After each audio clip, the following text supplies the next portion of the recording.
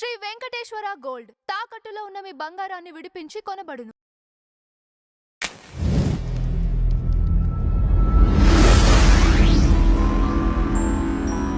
Tree media ప్రేక్షకులకు దేవీ నవరాత్రి శుభాకాంక్షలు. మీకు దేవి అనుగ్రహ ప్రాప్తి, అలాగే దేవి కృపా కటాక్షం ఎల్లవేళలా మీకు ఉండాలని మనస్ఫూర్తిగా కోరుకుంటూ ఈనాటి కార్యక్రమంలో దేవి విశిష్టత గురించి, 9 రోజులు జరిగే అమ్మవారి విశిష్టత గురించి, బాల త్రిపుర సుందరి నుంచి మొదలుకొని రాజరాజేశ్వరి దేవి అమ్మవారు ఎలా దర్శనమిస్తున్నారు, అమ్మవారి రూపాలు ఎలా ఉంటాయనే దాని మీద మనకు క్షుణ్ణంగా వివరించడానికి మనతో పాటు ఉన్నారు ప్రముఖ ఆధ్యాత్మికవేత్త, జ్యోతిష్య పండితులు వైవిఎస్ఎస్ గిరిరావు గారు. వారిని అడిగి మిగతా విషయాలు తెలుసుకున్నాం. గురుగారు నమస్తే. నమస్తే నాయన. ముందుగా మీకు దేవీ నవరాత్రులు శుభాకాంక్షలు. నీకు కూడా నాయన శుభాశిస్సులు. గురుగారు, ఆశ్వీజ మాసంలో దేవీ నవరాత్రులు అంటే అమావాస్య వెళ్ళిన తెల్లారి నుంచే దేవీ నవరాత్రులు అనేది స్టార్ట్ చేయడం జరుగుతుంది.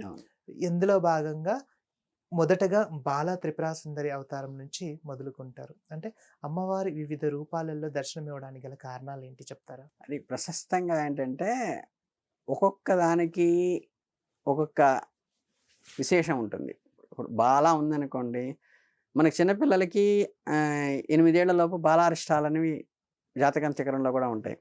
వాటి నివారణ కూడా బాలగా చూస్తాము. రెండోది ఏంటంటే అమ్మవారికి మనకంటే మాతృత్వం ఎక్కువ ఆడవాళ్ళందరికీ కూడా.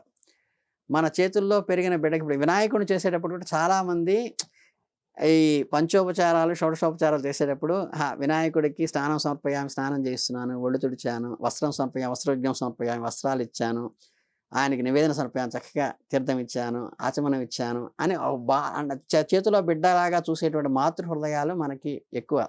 భగవంతుడు ఎక్కడో దూరంగా ఉన్నాడని కాకుండా ఆయనతో పాటు పెరిగాము, ఆయనతో పాటు మాట్లాడుతున్నాము, ఆవిడతో పాటు ఆడుకుంటున్నాము, బాలతో పాటు. మనకి మా గుంటూరు దగ్గర ఒక ఆయన ఉన్నారు. వాళ్ళ ఇంట్లో ఆయన బాగా చక్కగా అలా తిరుగుతుంటుంది అమ్మవారు. వాళ్ళ ఇంటికి ఎవరైనా వస్తే కూడా ఆ అమ్మాయి అక్కడ కూర్చోముందండి, ఆయన పూజలో ఉన్నారని చెప్పిందండి అని చెప్పి, నేను ఇంట్లో పిల్లలు ఎవరు లేరా అని చెప్తే, తర్వాత ఆయన చనిపోయిన తర్వాత కూడా మనకి చితి మీద అమ్మవారు ప్రత్యక్షం అవడం చాలా సశాస్త్రీయంగా మనకి అలా ఉంది. కనుక ఏంటంటే ఇందులో ప్రధానంగా ఒక్క రూపాన్ని తీసుకుని వచ్చేసి ఏంటంటే, ఇప్పుడు మూలా నక్షత్రం సరస్సు చేశారంటే మీకు ఏంటంటే మనకి లక్ష్మి రావాలి, ధనం రావాలి, సరస్వతి రావాలి, మనకి ఏదైనా శత్రువులను జయించాలి దుర్గా. అలా రావటం కోసం ఏంటంటే ఈ 9 రోజులని మొట్టమొదటి రోజుని మనం బాలా త్రిపుర సుందరిగా తీసుకుని చేస్తాము. ఈ బాలా త్రిపుర సుందరి తీసుకునే ఆచారంలో ఏంటంటే కొంతమందికి వేరే ఆచారం కూడా ఉన్నది. ఏంటంటే 1వ రోజు 1 సంవత్సరం ఆడపిల్లని కూర్చోబెట్టి పూజ చేయటం, 2వ రోజు 2 సంవత్సరాల ఏజ్ ఉన్నటువంటి పిల్లల్ని కూర్చోబెట్టడం, అట్లా ఈ 10 సంవత్సరాలు ఉన్న పిల్లల్ని కూడా ఆ ఏజ్ కరెక్ట్గా ఏ రోజు వస్తుందో ఆ రోజు, ఆ 3వ రోజు 3వ సంవత్సరం, 4వ రోజు 4 సంవత్సరాలు అలా ఉన్నవాడిని 10 సంవత్సరాల పిల్లల దాకా కూర్చోబెట్టి కూడా పసిపిల్లల్ని పెట్టి పూజ చేయడం కూడా మన సాంప్రదాయంలో ఉన్నటువంటి గొప్ప లక్షణం. మీరు శ్రావణ మాసంలో చూస్తే 50 ఏళ్ళ ఆవిడ ఇక్కడ పూజ చేసుకుంటూ ఉంటుంది. చేసుకుంటూ ఎదురింట్లోకి కొత్తగా కోడలు వస్తుంది, 20 ఏళ్ళ కొత్తగా కోడలు వస్తుంది. ఆ అమ్మాయిని అమ్మవారిగా పిలుస్తుంది వాయనం తీసుకోవడానికి. ఈ 50 ఏళ్ళ ఆవిడకి నమస్కారం పెట్టుకుని వాయనం ఇస్తుంది. ఇస్తున్నమ్మ వాయనం పుచ్చుకుంటున్న వాయనం ఎవరమ్మా ఇస్తున్నంటే గౌరీదేవిని నేను ఆశీర్వదిస్తున్నాను అంటుంది.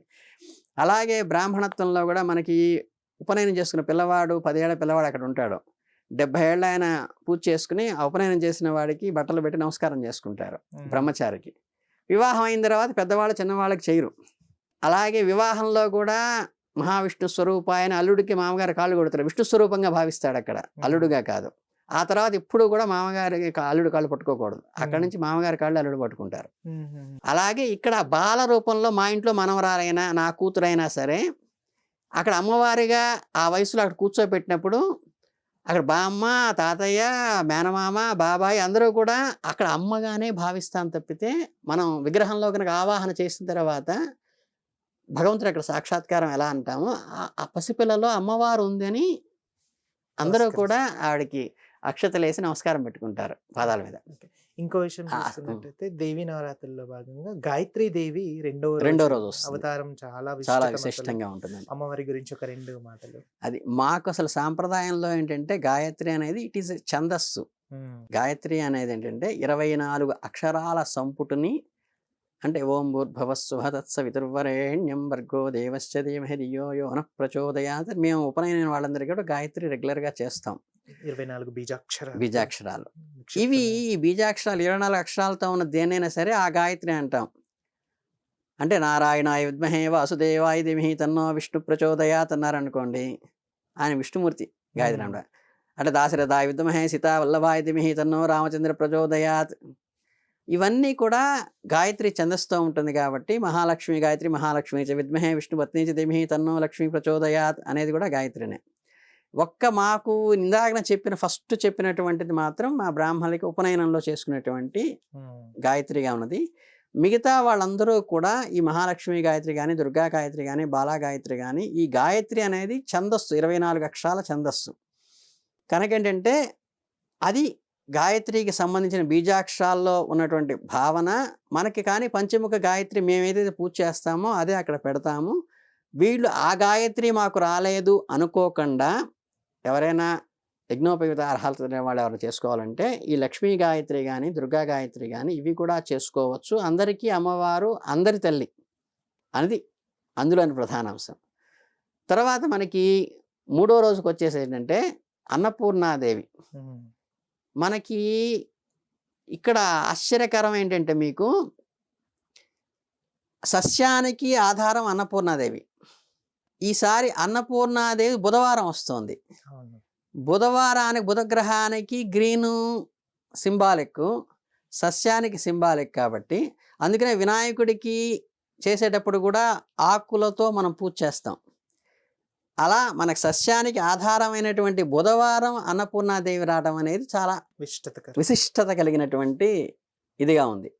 కనుకేంటంటే మనకి ఈ బ్రహ్మ విష్ణు మహేశ్వరుల్లో ఎవరైతే అమ్మవారు ఉందో ఆవిడని అన్నవజ్ఞస్తానంటే మనకి అన్న వస్త్రాలకి లోటు లేకుండా ఉండి చూసేటువంటి అన్నపూర్ణాదేవి కాబట్టి ఆవిడకి అన్నపూర్ణ రూపంగా మా ఇంటికి ఎవరొచ్చినా సరే ఆహారానికి లోటు లేకుండా చూడు తల్లి అని చెప్పి మనం నమస్కారం పెట్టుకునే భావనతో చేసేది అన్నపూర్ణాదేవి. ఇక 4వసారికి వచ్చేసారంటే ఈసారి మీకు కాత్యాయని కూడా అవును. కాత్యాయని వస్తుంది. ఈ కాత్యాయని ఎందుకంటే మీకు చాలా మంది ఇప్పుడు కనుక దీపారానికి 2 ఒత్తులు పెట్టాలా 3 ఒత్తులు పెట్టాలి ఎంత పాపులర్ క్వశ్చన్ 100 సార్లు అడిగినా 100 సార్లు చెప్పినా వెళ్తూ ఉంటుందో అట్లాగే ఈ వివాహ వ్యవస్థలో అమ్మాయికి పెళ్లి కావట్లేదండి పంతులు గారు, అబ్బాయికి పెళ్లి కావట్లేదండి గురువు గారు, ఏం చెయ్యాలి అని చాలామంది అడిగి వేలు లక్షలు పెట్టి పూజ చేసుకునే వాళ్ళు కూడా ఉన్నారు. మనకి జనరల్గా ఏంటంటే నవరాత్రుల్లో ఈ కాత్యాయని అనేది జనరల్గా మనకి ఈసారి స్పెషల్గా వచ్చింది కాబట్టి మనకి ఖచ్చితంగా ఏంటంటే వివాహం కావాల్సినటువంటి పిల్లలు ఆడపిల్లలు కూడా మనకి చాగంటి కోటేశ్వరరావు గారు కాత్యాయని వ్రతం చక్కగా ప్రతి ఊళ్ళోనూ పెట్టి చేయిస్తున్నారు. ఆయన ఎక్కడ పెట్టినా అసలు ఆయన చేసేవాడు. అలాంటిది చక్కగా కాత్యాయని వ్రతం నవరాత్రుల్లో వస్తున్నప్పుడు మీకు ఏమాత్రం వీలున్నా అది ఆడవాళ్ళ ఫంక్షన్ అనుకోకుండా మీ అబ్బాయికి వివాహం కావాలన్నా కానీ ఆ రోజు, అమ్మాయికి వివాహం కావాలన్నా ఆ రోజు మటు ఖచ్చితంగా కూర్చోబెట్టి గురువు అనుగ్రహం కూడా కలుగుతుంది కాబట్టి కూర్చోబెట్టి శుభ్రంగా మీరు కాత్యాయని వ్రతంలో కనుక ఈ 9 రోజుల్లో ఏ రోజున్నా లేకపోయినా ఆ రోజు కనుక కూర్చోబెట్టి చేస్తే అద్భుతంగా మీ పిల్లలకి సంవత్సరంలో వివాహం అయ్యేటువంటి అవకాశం, అదృష్టం ఈ సంవత్సరం వచ్చింది మనకి.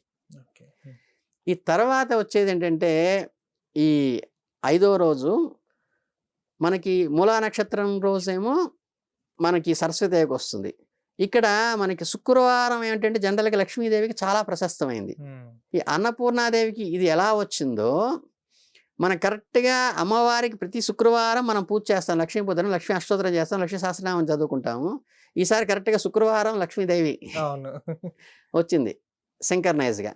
కనుకేంటంటే ఈ లక్ష్మీదేవిని పూజ చేసుకునేటువంటి అవకాశం శుక్రవారం వచ్చింది కాబట్టి ఆర్థిక లేమితో ఎవరైనా బాధపడుతున్నా, ఉద్యోగంలో ఎదుగుదల లేకుండా పోతున్నా, ఉద్యోగం కావాలని ఎవరైనా చూస్తున్నా, ఆర్థికంగా అప్పుల్లో ఎవరైనా కూరుకుపోయి ఇబ్బంది పడుతున్నా సరే ఫైనాన్షియల్ గ్రోత్ అనేది కంప్లీట్ ఈ ఒక్కరోజు మీ ఇంట్లో ఆ సఫర్ అవుతున్న యజమాని కావచ్చు, భార్య అయితే భార్య కావచ్చు, పిల్లలైతే పిల్లలు, కోళ్ళైతే కోళ్ళు, మనవాడైతే మనవడు, వాళ్ళు ఈరోజు ఖచ్చితంగా శుక్రవారం పూట మహాలక్ష్మి అవతారంలో ఉన్నట్టు పూజలో కనుక పాల్గొంటే ఈ ఫైనాన్షియల్ బర్డెన్స్ అన్నీ కూడా క్లియర్ అవుతాయి. అదే మనకు అదృష్టం. ఇక 6వ రోజు లలిత త్రిపుర సుందరి దేవిగా అమ్మవారిని పిలుస్తున్నాం. ఈ 6వ రోజు లలితా త్రిపుర సుందరి అనేది ఏంటంటే ఈ తామసిక, సాత్విక, రాజసిక లక్షణాల్లో కూడా లలిత అనేది ఏంటంటే మనకి ఇప్పుడు ఈవెన్ దో చిన్నజీరి స్వామి ఆశ్రమాల్లో కూడా చాలామంది చేసేది ఏంటంటే మేమేమో విష్ణు సహస్రనామం, లక్ష్మీ సహస్రనామం చదువుతాం. మీరు జీరి స్వామి ఆశ్రమాల్లో ప్రతి వాళ్ళు చేసేదంటే లలిత చేస్తారు. విష్ణు సహస్రనామం తర్వాత లలిత చేస్తారు కంపల్సరీ కూడా. కనుకంటే లలిత చాలా ఖచ్చితంగా మనకి అభీష్టాన్ని నెరవేరుస్తుంది. ఖచ్చితంగా మన కోరికలు అమ్మలాగా తీర్చేటువంటి ఆవిడ లలిత. కాకపోతే ఏంటంటే లలితలో కొంచెం కేర్ తీసుకోవాల్సింది ఏంటంటే కొన్ని నామాలు మనకేంటంటే అనుష్ఠప్ ఛందస్సుని 8 ముక్కలు చేయడం, విశ్వాసనాలాగా ముక్కలు చేయడానికి కుదరదు. కొన్ని నామాలు 12 అక్షరాలని, 22 అక్షరాలని మొత్తం ఆ శ్లోకం మొత్తం కూడా కలిపి చదవాల్సిన అవసరాలు ఉంటాయి. ఎందుకు మన స్టూడియోలోనే పట్నాయక్ గారు లలితా సహస్రనామం మీద రెగ్యులర్గా మనకి నానాజీ పట్నాయక్ సోదరులు చెప్తూ ఉంటారు.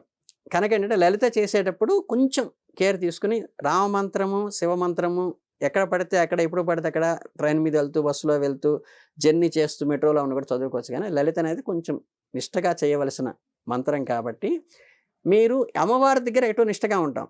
కనుక ఏంటంటే లలిత నోరు తిరిగిన వాళ్ళు, స్పష్టంగా వచ్చిన వాళ్ళు జాగ్రత్తగా మీకు నోరు తిరగకపోతే అమ్మనో, అత్తయ్యనో, వదిన్నో వాళ్ళని దగ్గర కూర్చోబెట్టుకుని మీ చేత సంకల్పం చెప్పించుకుని లలిత వాళ్ళ చేత చదివించుకోవడం బెటరు. కానీ లలిత అపస్వరం చదవకుండా జాగ్రత్తగా చదవాల్సిన నియమం అయితే. ఇంకోటి ఏంటంటే గురుగారు, ఇందాక మీరే అన్నారు ఒకవేళ లలిత సహస్రనామం చదవలేని పక్షాన ఇలా చేయొచ్చు అని అన్నారు. ఒకవేళ అందులో భాగంగా శ్రీమాత్రే నమః అనుకున్నా సరిపోతుంది. అది బెస్ట్.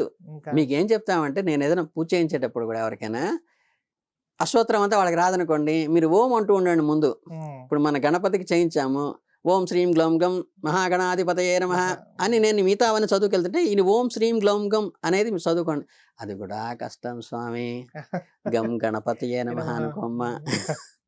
అంటే ఏంటంటే వాళ్ళకి ఏది కన్వీనియంట్గా ఉంటే భగవత్ తత్వంలో అంటే ఒక గురువుగారు చెప్పిన ప్రకారం అయితే ఆ ఈ ఊరు అని అవి చదువుకుంటూ కూడా భగవంతుని తలుచుకుంటే కూడా అది పనిచేస్తుంది.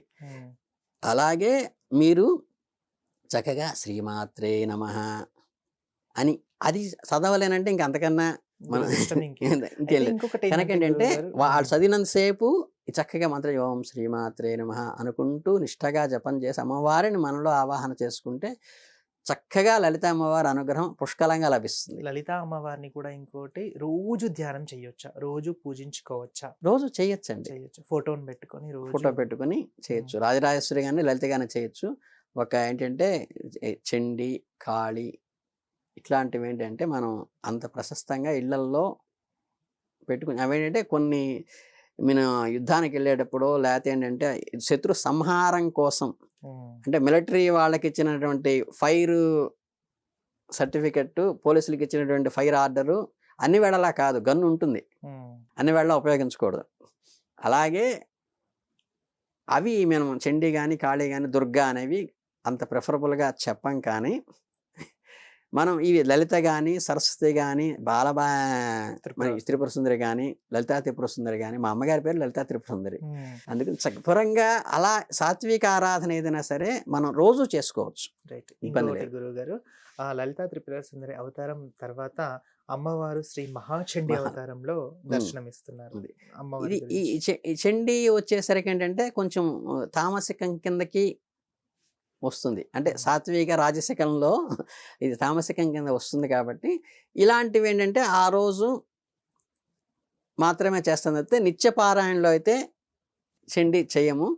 అది ప్రశస్తంగా అటువంటి తాట్లో ఏంటంటే అది శత్రు సంహారం కోసం చేసేది. దుర్గలో కూడా చండీ కూడా ఇవన్నీ ఏంటంటే ఆ దేవత ఒక రాక్షసుని చంపడానికో లేకపోతే ఆ టైంలో ఫెరోషియస్ ఇప్పుడు నరసింహస్వామి కనుక చేసినట్టుగా రాముల వారికి ఉన్న తత్వానికి నరసింహస్వామికి ఉన్న తత్వానికి ఏంటంటే అది శత్రు సంహారం. ఖడ్గమాలలో చేస్తుంటాం మనం, లేదా కవచాలు చేస్తుంటాం.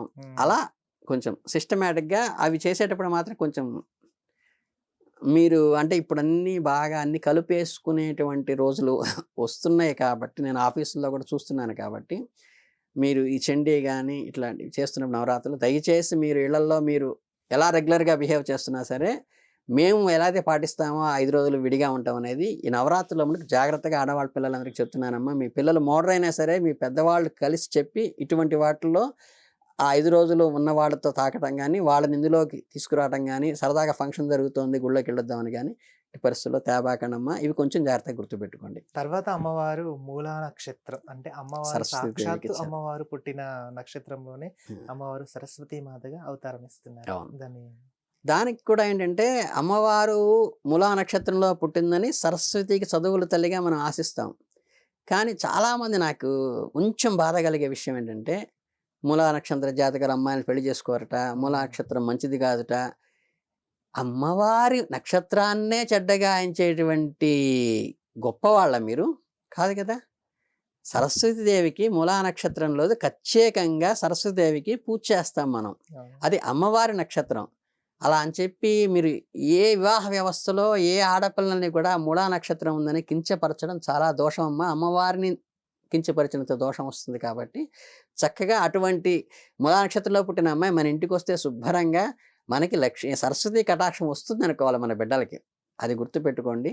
చక్కగా సరస్వతి అమ్మవారికి తెల్లని వస్త్రాలతో మనం అర్చన చేస్తూ ఉంటాము. సరస్వతి ఏంటంటే మనకి హంసవాహనం మీద ఉంటుందనే భావన చేసుకుని ఆ అలంకారంలో చేసుకుని మనకి విద్యాభ్యాసంలో అంటే ఇప్పుడు కొంతమంది ఏంటంటే బాగా ఎక్కువ ర్యాంక్ రావట్లేదు అంటే మీరు అనుకున్నంత ర్యాంక్ రావటానికి వాడు ఎఫర్ట్ వాడు పెడుతున్నాడు. అలా కాకుండా నిజంగానే కొంచెం ప్రతి దాంట్లో ప్రతి సంవత్సరం ఇలాగే జరుగుతుందండి, పిల్లల్లో కొంచెం ఇదిగా డల్గా ఉన్నవారు అన్నారు.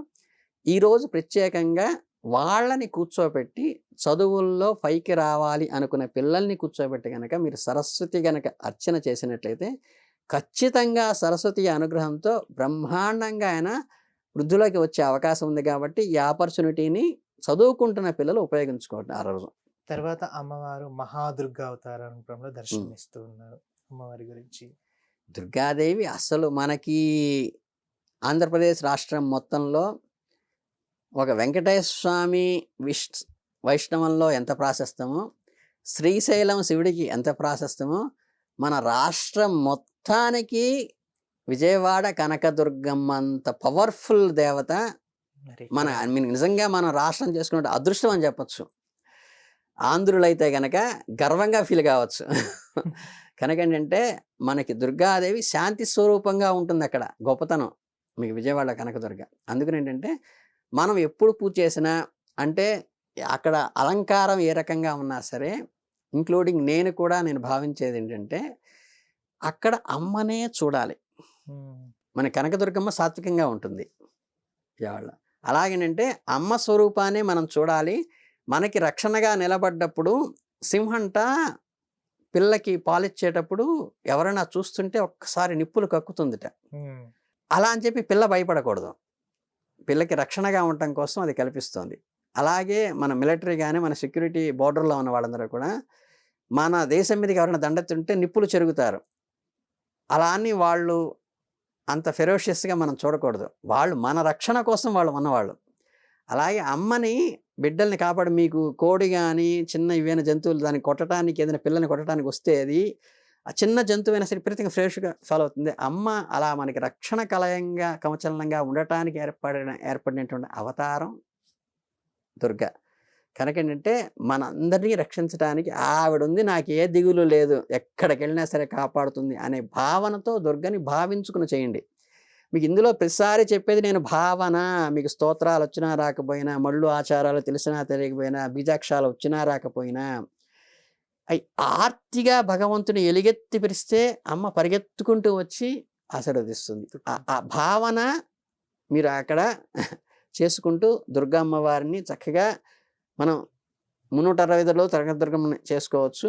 మన ఇంట్లోకి వచ్చే దుర్గమ్మ వారి ఇలా వస్తుంది కాబట్టి అప్పుడు ఆ దుర్గమ్మ వారిని మనం ఆ కటాక్షంగా రక్షణ కవచంలాగా నా బిడ్డలకి ఉండాలి అని ప్రతి తల్లి కోరుకు నమస్కారం పెట్టుకోవాలి ఆవిడకి. తర్వాత అమ్మవారు మహిషాసుర మర్దినిగా అవతారం ఇస్తున్నారు. అంటే మహిని సంహరించిన తర్వాత అమ్మవారు చాలా ఉగ్ర రూపంలో ఉంటారు. ఈ టైంలో కూడా ఇంకోటి ఏంటంటే కొంతమంది బలిని కూడా అమ్మవారికి ఇవ్వడం అనేది చాలా ఏంటంటే అది ఎలా అంటే చూడవచ్చు. కొంచెం మీకు చెప్పాల్సిన విషయం అంటే అమ్మవారు ఎప్పుడు కూడా బలి కోరుకోదమ్మా. మేము అక్కడ బలిపీఠము అని చెప్తుంటాం కదా, అక్కడ పెట్టేది ఏంటంటే నివేదన పెట్టేటప్పుడు ప్రతి దేవాలయంలో కూడా ఈ చుట్టూ ఉన్న జీవరాశులు భూత బలి అని చేస్తాం. ఈ భూత బలి ఏంటంటే మేళాలతో మహానివేదన అయిన తర్వాత వీటన్నిటికీ కూడా చుట్టుబడి వేసుకుంటూ వచ్చి అన్నం మెతుకులు అక్కడ వేయటం అనేదే జరుగుతుంది. ఏ దేవాలయమైన సాత్విక దేవాలయంలో బ్రాహ్మడు పనిచేసే ఏ దేవాలయంలో కూడా అన్నం మెతుకులే వేస్తాం. అట్లాగే మేము ప్రతిష్టల్లో చేసే దాంట్లో కూడా బలి అన్నప్పుడు ఏంటంటే మేము అన్నం అలా వారులాగా పోసి దాని మీద ఎర్రనీళ్లు పోసి కుంభం పోసి దాన్ని బలిస్తుంటాం. అట్లాగే కూష్మాండదాన్ని మంచి గుమ్మడికాయని కొట్టి బలిస్తుంటాం. ఇవేంటంటే పూర్వకాలంలో కొంచెం అక్కడికి అగ్లీగా ఉన్నవాళ్ళు రాకూడదని చెప్పి దూరం నుంచి ఆ సిస్టమ్ చూసిన వాళ్ళు అది కూడా మనం కూడా ఆచరించాలని అక్కడేదో రక్తమాంసాలతో ఏదో చేస్తున్నారని చెప్పి జీవాలని, మీకు తెలుసో లేదో, మామూలుగా గోవుల్ని కానీ మేకలు జీవాలని పిలుచుకుంటారు. వాటి పిలుచుకుని తన బిడ్డల్లాగా పెంచుతారు. అలా పెంచిన వాటిని మన బిడ్డల్ని మనం హింసించుకుని చంపుకోం కదండి. అందుకని అది ఎక్కడా కూడా ఈ ఆచారంలో అయితే లేదండి. ఆ కుంభం పోయటం కానీ, ఈ బలిపీఠం కానీ, ఈ కూష్మాండ బలి కానీ, ఈ బలి అనే పదంలో బలి ఉంది తప్పితే అక్కడ జీవహింస అనేది లేదు, ఏమీ లేదు. వాళ్ళ ఆచారాలను బట్టి కొంతమంది గ్రామ దేవతల దగ్గర ఈ అంకాలమ్మ, పోచేరమ్మ, నలపోచమరమ్మ ఇట్లా వీటి దగ్గరే వాళ్ళు చేస్తుంటారు. కానీ సాత్విక దేవతారాధన నవరాత్రుల్లో ఎక్కడా కూడా మీకు అలా చెయ్యరాజు, అది దోషం కూడా. మీరు ఏ దేవాలయంలో సరే నవరాత్రి ఉత్సవాలు చేస్తూ మనకి గ్రామదేవత కాకుండా సాత్విక, ఈవెందో విజయవాడలో అయినా సరే ఎట్లయినా సాత్విక దేవత ఆరాధన చేస్తున్న ప్రతి చోట కూడా ఎక్కడా కూడా బలి అనేది చెయ్యరాదు. అది ఆ రోజు కూడా చెయ్యరాజు. మిగతా సరస్వతికి, లలితా త్రిపుర సుందరికి, అన్నపూర్ణకి ఎలా చేస్తారో ఆ రోజు కూడా సాత్విక ఆరాధనే ఉంటుంది తప్పితే అక్కడ రూపం భీకరంగా అలా కనిపిస్తుంది తప్పితే మీకు అక్కడ రాక్షసుల సంహారం అంటే మనలో ఉన్న దోషాలని, దుష్ట పరివర్తనని, మనకున్నటువంటి క్రిటికల్ మైండ్ని దాన్ని సంహరించమని చెప్పింది తప్పితే అమ్మవారు మీరు ఇంకోళ్ళ మీద ఫెరోషియస్గా ఫ్యాక్షన్ సినిమా చూసి బయటికి రాగానే సైకిల్ బండి వాడి దగ్గరనో కారు పార్కింగ్లోనూ వాడి మీద అరవటం కాదు. ఆవేశం ఉంటుంది లోపల ఫెరోషియస్గా, అంతేకాని అమ్మ తత్వం అది కాదు. అందుకని దయచేసి సాత్విక దేవతల్లో ఆరాధన చేసే ఏ దేవాలయంలో కూడా నవరాత్రుల్లో మహిషాసుర మర్దన రోజు కూడా ఎవ్వరూ కూడా ఇట్టి పరిస్థితుల్లో కూడా బలి ఇవ్వరాదు. అక్కడ ఇచ్చే కూష్మాండ బలి వేరు, ఇది వేరు. ఇంకొకటి చివరిగా అమ్మవారు శ్రీ శాంత స్వరూపిణి రాజరాజేశ్వరిగా అవతారం దర్శనమిస్తున్నారు. అది ఎక్కడంటే మీకు ఈ ప్రహ్లాదుడి విషయంలో వచ్చినప్పుడు చాలా భీకరంగా నరసింహస్వామి ఉగ్రంగా ఉన్నప్పుడు ప్రహ్లాదుడు వెళ్ళి దగ్గరికి వెళ్ళంగానే అలా కూలైపోయారు చూసారా. అమ్మవారి ఈ మహిషాసురుణ్ణి చంపిన తర్వాత ఈ మహిషి, ఆ అయ్యప్ప స్వామి చూసిన ఆ మహిషి, వీళ్ళిద్దరూ అనాచరులను. ఇక్కడ వచ్చింది ఏంటంటే దాన్ని సాత్విక రూపంలోకి వచ్చి ఆయన్ని శాంతపరచటం కోసం వచ్చినటువంటి ప్రేమపూర్వకమైన అవతారం రాజరాజేశ్వరి. చక్కగా చెరుక్కాళ్ళు పట్టుకుని, మీకు నెల్లూరు వాసులు ఎవరైనా ఉంటే కనుక నిజంగా ఎంత అదృష్టం ఉంటుందంటే రాజరాజేశ్వరి అమ్మవారు ఉంది. చక్కగా దుర్గా మెట్ట అంటారు అమ్మవారి మెట్టని, దుర్గా మెట్టని చక్కగా రాజరాజేశ్వరి అమ్మవారు ఉంది. చాలా ప్రశస్తంగా జరుగుతుంది. అలా ఉన్న క్షేత్రాల్లో అవి రెగ్యులర్గా అక్కడికి వెళ్ళి నేను కూడా అర్చన చేయించుకుంటే చాలా, అసలు అనుకున్నది ఏది అనుకుంటే అది జరుగుతుంది. నెల్లూరులో దుర్గా మెట్టని అంటారనమాట. అది అక్కడ రాజరాజేశ్వరి అమ్మవారు ఎలా ఉంటుందో, రాజరాజు చక్కగా శాంత స్వరూపిణి, చక్కగా చెరుగ్గాళ్ళు అవి పట్టుకుని చిరునవ్వుతో వేసుకుని పద్మాసనం వేసుకుని కూర్చుని మనందరినీ ఆశీర్వదించడానికి వచ్చేటువంటి అవతారం. ఏదైనా కారణం వల్ల మీరు నవరాత్రుల్లో గుడికి వెళ్ళలేకపోతే, నవరాత్రుల్లో అర్చన చేయించుకోలేకపోతే, మీ బిజీ లైఫ్లో ఎవరిని నేను కాదన్నా, సాఫ్ట్వేర్ జాబ్లు వస్తున్నాయి, అందరికీ బిజీలో ఉన్నాము, మాకు అన్ని రోజులు సెలవులు దొరికినప్పుడు ఖచ్చితంగా ఈ రాజరాజేశ్వరి అవతారంలో పరిపూర్ణటువంటి ఈ 9 రోజుల పవర్తో పూర్తి పవర్ఫుల్గా ఉండి చాలా మృదు స్వభావంగా చిరునవ్వుతో ఉండి అందరినీ ఆశీర్వదిద్దామని కూర్చునేటువంటి మూర్తి రాజరాజేశ్వరి. కాబట్టి ఆ ఒక్కరోజైనా సరే ఖచ్చితంగా ప్రతి వాళ్ళు వెళ్ళి, మీరు అక్కడేదో స్పెషల్ పూజలు చేయించుకోవాలి, అర్చకలు చేయించుకోవాలి కానీ ఒక నమస్కారం పెట్టిన, అమ్మా నువ్వు నాకు అనుగ్రహం ఇస్తే చాలు, నా బిడ్డల మీద నువ్వు అనుగ్రహించు, నన్ను నా బిడ్డల్ని కాపాడు అని ఒక్క నమస్కారం పెట్టుకుని మీరు వస్తే చాలా ప్రశస్తంగా ఉంటుంది. ఇందులో ఏంటంటే నేను 1కి 4 సార్లు బాధ్యత గలవాడిగా చెప్పేది ఏంటంటే, ఈ విఐపి పాసుల కోసము, ఈ ప్రత్యేక పూజల కోసము అక్కడ అందరికీ స్వామి అనుగ్రహం కావాలి. తిరుపతిలో కూడా చాలామంది భావన ఏంటంటే అలా తోసేస్తున్నారని అంటే, నిన్ను అలా తోసినప్పుడు నీకు 4 గంటలు 5 గంటలు పట్టింది. అక్కడ చేసే వాళ్ళకి అది అర్థమవుతుంది కాబట్టి, ఆ రోజు మళ్ళీ మన దండ వెయ్యాలే స్వామివారికి, రోజు వచ్చే అర్చకులు కూడా నన్ను కాసేపు కూర్చోబెట్టి తీర్థం ఇయ్యలేదు ఇలా అనుకోకుండా, అమ్మ దర్శనం అలా ఒకసారి అలా చూస్తే చాలు అమ్మవారు మనందరికీ కూడా అది అనుగ్రహం కలుగుతుంది కాబట్టి, దర్శనం చేసుకొచ్చేద్దామనే సంకల్పంతో మాత్రమే ఈ నవరాత్రుల్లో వెళ్ళండి తప్పితే, మీరు అనవసరంగా అక్కడికెళ్ళి ఉన్న కాసేపు కూడా అమ్మ మీద ధ్యాస లేకుండా మీ లౌకికమైన మీద మీ ఈ గర్వము, అహంకారం ఇవన్నీ వదిలిపెట్టేసి అమ్మ తలుచుకుంటే మనం ఎంతండి మనం దూదిపించేంత. అది. అందుకనేంటంటే ఆ భావనతో మీరందరూ కూడా తప్పనిసరిగా అమ్మ దగ్గర పసిబిడ్డల్లాగా వెళ్ళండి. అమ్మని చూసి ఆనందపడుతూ ఆనంద బాష్పాలతో బయటికి రండి తప్పితే, మీరు ఎక్కడా కూడా ఏ దేవాలయంలో కూడా ఎటువంటి పరుషమైన మాటలు ఎక్కడా మాట్లాడకుండా ఉండి సాత్వికంగా రాగలిగితే మీకు ఈ నవరాత్రుల అనుగ్రహం సంపూర్ణంగా కలిగినట్లు. ఇది నేను సామాజిక బాధ్యతతో చెప్తున్నాను. మీరందరూ ఖచ్చితంగా పాటించండమ్మా. థ్యాంక్ యూ గురుగారు. చాలా చాలా చక్కగా సంతోషం నాయన. సెలవిచ్చారు. చాలా వివరంగా ప్రతి అవతారాన్ని గురించి అడిగి మరీ చెప్పించుకున్నారు. చాలా మీ అందరికీ కూడా అమ్మవారి ఆశీస్సులు కలగాలని మనస్ఫూర్తిగా కోరుకుంటున్నాను.